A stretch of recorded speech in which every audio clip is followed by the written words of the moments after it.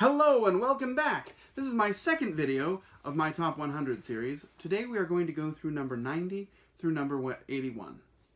To start off our list today, we have a big game, Zombicide, specifically Zombicide Black Plague. Now this is just a representation. I've got a whole stack of Zombicide content over there. But Zombicide is a fine little cooperative game in which you are some sort of a survivor and you are being attacked by hordes and hordes of zombies. You've got to scramble for equipment. Sometimes you have quests. You're trying to find different items and escape or kill a certain number of zombies. You're leveling up, learning special abilities, and the zombies quickly outnumber you. They come in hordes. There are summoners that will bring more zombies, necromancers. There are huge abominations, and when they show up, you just run. They're represented by these huge old models, and you can't really even kill them, so you just turn the other way. This is a great game of cooperative survival, and I like the Black Plague rule set a little bit better than the basic version because they cleaned up a couple of the things, not quite everything, but a couple of the issues that the first game had. But it is a lot of fun, even with those issues. My number 90, Zombicide Black Plague. My number 89 has recently come out, and it uses kind of the same model as Zombicide, but it sort of changes the setting, and that is the number 89 is Massive Darkness. Massive Darkness is a massive game. I mean, look at the size of this box, and this isn't even everything I have for it.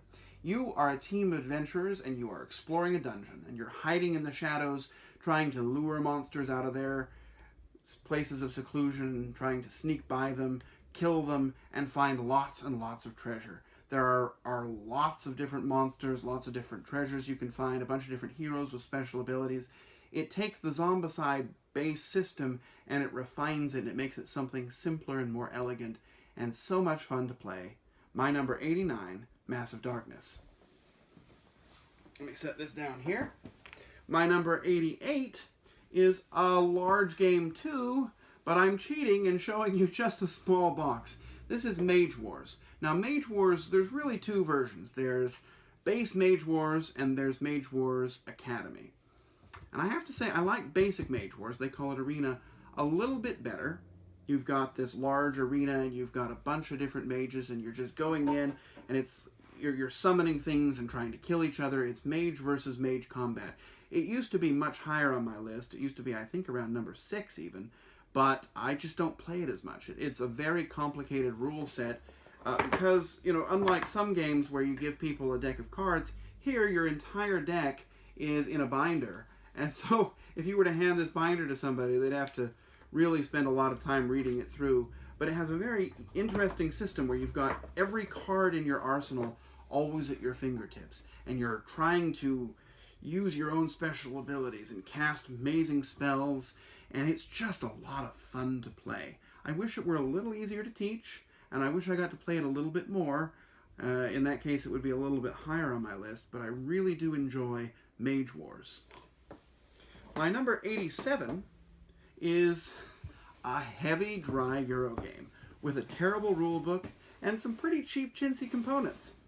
Now, that doesn't sound like a positive review, but the game is just so much fun, and that is Panamax. In Panamax, you are a shipping magnet trying to ship goods through the Panama Canal. You are loading up your ships, you're maneuvering them through the canal, you're positioning them in front of other people's ships so they have to push them along up through the locks. It's just a very clever, pretty, weighty Euro game, but it's a lot of fun.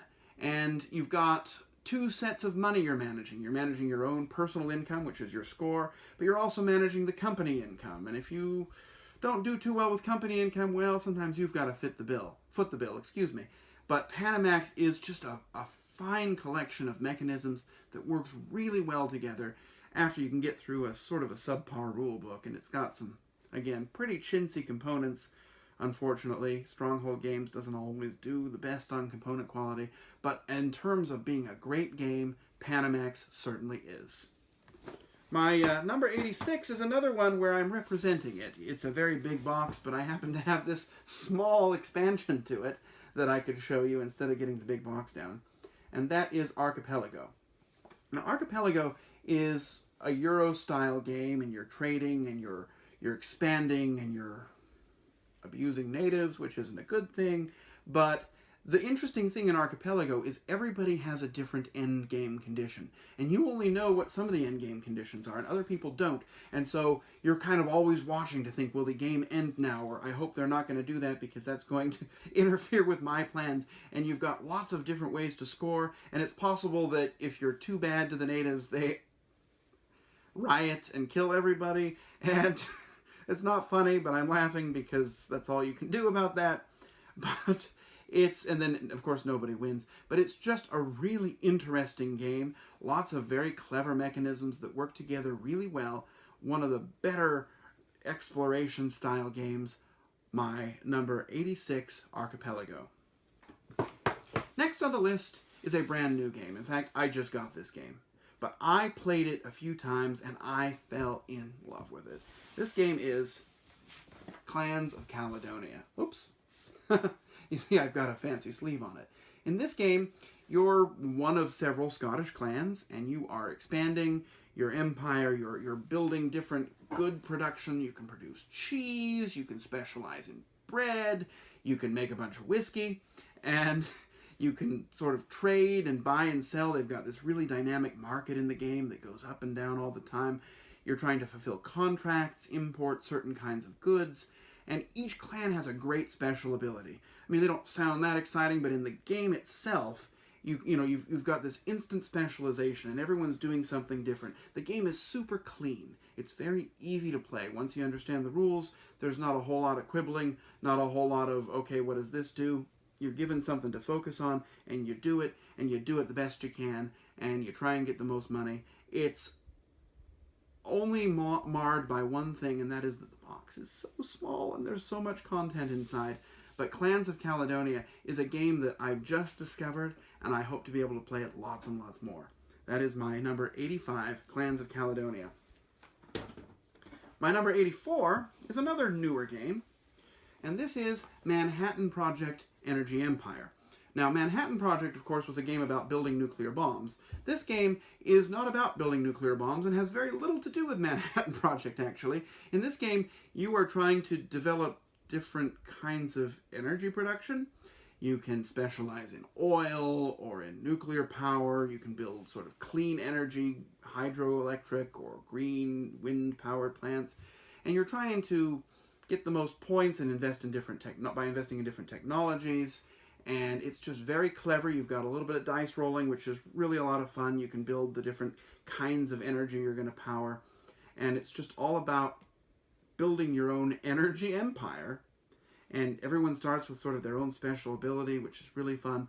It's fast, it's easy. It says 1 to 5 on the side of the box. I have to admit, the one-player version is kind of lackluster. But if you've got at least one friend to play with you, Manhattan Project Energy Empire is a fantastic time. That is my number 84. Now, my number 83 is kind of a confession. See, I have a lot of games, and I'm not the most organized person in the world, and so when I was looking for this game, I couldn't find it. I know it's in the closet somewhere, but, you know, my eyes just couldn't find it, and so I'm just going to tell you about it. And that is Duel of Ages, specifically Duel of Ages 2.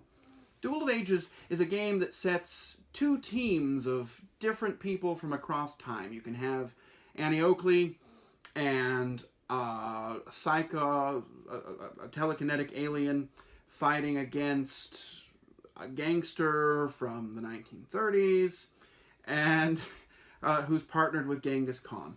It's just kind of wild and wacky, and you're picking up weapons and you're going into each other's home bases and trying to sabotage things and fighting it out.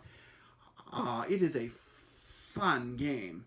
Couple of problems with it. First of all, the rules are dense. I mean, it is a hard game to learn. So it's one game that you want to play with somebody who already knows how to play. Also, the components of the game are really cheap. And there's so much stuff in the box that it's hard to store. And once you get that box, it's really heavy. But if you have it takes a long time to play. But if you have a long time and somebody who knows the game, a 2-on-2 game of Duel of Ages is almost as good as it gets. My number 83, somewhere in my closet, Duel of Ages 2. My next game, number 82, is the Castles of Mad King Ludwig. Now, a couple of years ago, I was all in love with Suburbia, and Suburbia is a fine game. I love Suburbia. But it's almost the same game as the Castles of Mad King Ludwig, and I like the Castles of Mad King Ludwig more. In this game, you're building a castle, and you've got all kinds of rooms, and different rooms will react differently to other kinds of rooms. For example, if you have a sleeping room and it's right next to a bowling alley, well, you might lose some points because that would be disturbing for the people in the room. But if you have a pantry that's right next to a kitchen, well, those two go together, so you're going to get points. And so you've got, you're trying to build these different rooms, and you've got secret scoring goals, and you're just building these crazy castles that grow out right all over the table. Now, there's a new version, Palaces of Mad King Ludwig. I don't know, is it better or worse? It just came out, so I haven't tried it yet. But I know for now, the best of this particular series is the Castles of Mad King Ludwig, my number 82. And last up for today is a game that is also pretty new. It's a game that came out this year at Gen Con, and I have played it several times since then, and I have just adored it. This is Mansions of Madness. This is a cooperative game, but it's not like any other cooperative game. You're working together with your team of fellow adventurers, and you're climbing this mountain, but as you're getting higher, the air is getting thinner, and you're kind of starting to go crazy. And so throughout the game, you're going to gather different madnesses. For example, I had a madness once where I had to go and stand 10 feet away from the table, which meant, of course, that I couldn't see anything. I had a madness once where I had to talk with my tongue on the roof of my mouth. So I sounded a bit like this. And I've seen madnesses where people have to close their eyes or repeat everything somebody else says. It's just very difficult to communicate with people who are sort of going through their own personal trauma. And it's reflected in a very silly but very enjoyable and kind of thematic way in Mansions of Madness. The gameplay mechanisms, they're okay. You're trying to meet certain goals with cards. But the real fun is watching people cope with some really crazy tic. And I've only won it one time. I've lost it a bunch of times. But I enjoy the game, and I've played it with people who hate cooperative games, but they've admitted at the end that this was a pretty good one. Mansions of Madness, my number 81, and the last one for today. Well, that's all for now. I'm going to come back pretty soon with another video with 10 more great games, but I thank you for your time, and I hope you'll enjoy discovering some new great games with me.